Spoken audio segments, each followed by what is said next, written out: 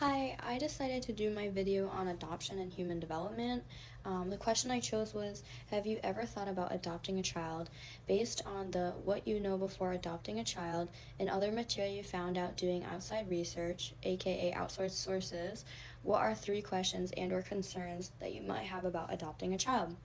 What should potential couples need to know when adopting a child in the United States?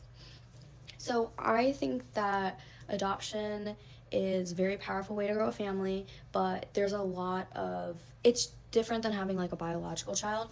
Um, so it has some major emotional, legal, and developmental journey for both the parents and the child. Um, so first, I want to talk about Erickson's trust versus mistrust stage. Um,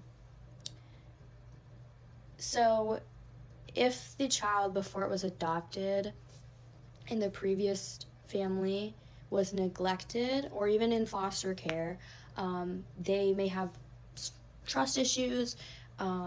So Erickson's first stage, trust versus mistrust, um, it tells us that infants don't receive constant love and care, and that can have like struggles later on in that child's life and for the adoptive parents.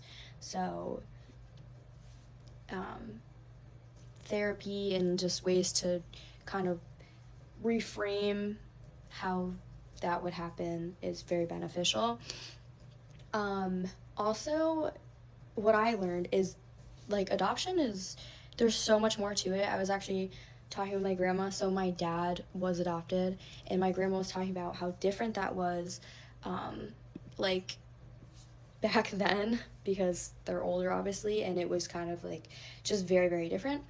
Um, So I also want to talk about Erickson's theory about identity versus role confusion.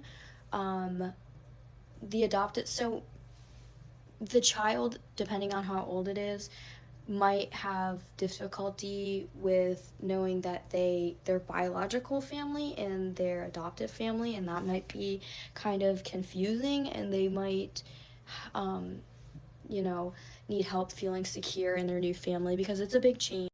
Okay, also I want to talk about like the different types of adoption because I found this very interesting. So there's foster care adoption, which is more low cost and often for like older children. There's private domestic adoption, so this could be like infants, and this is more expensive. And then obviously international adoption, which is more complex, um, and the age range differs. I also, when I was talking to my grandma about my dad, um, she never met his biological parents, which I thought was interesting. So there's like open versus closed adoption.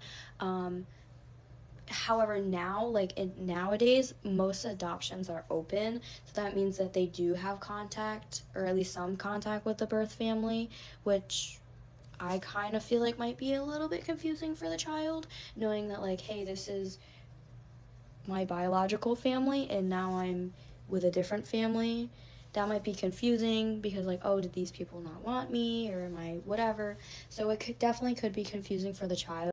Also, I do want to mention that when you're adopting a child, obviously you have to be cleared off for certain things. People won't just give you a child, so they have to make sure like your home is safe. You need to do background checks, home visits. um, this can be like multiple several times before you even can adopt the child. um, Also, each state has different timelines, um, birth parent rights and procedures, so it can kind of be a little bit confusing with like deciding what is going to work for that child, which might involve like an attorney or a licensed agency. So it kind of just depends. I just want to end the video by saying that adoption, I think, is a very good option, but it can be, there can be some concerns with adoption, and it's a lot. It's a lifetime commitment, so that's just something that people need to know. But I think it's a very beautiful way of inviting someone into your family and really being able to call them your own, and I love that. So, yeah. Also, I got most of my information from Adopt Us Kids, and Welfare Information Gateway. Thank you for watching. Bye.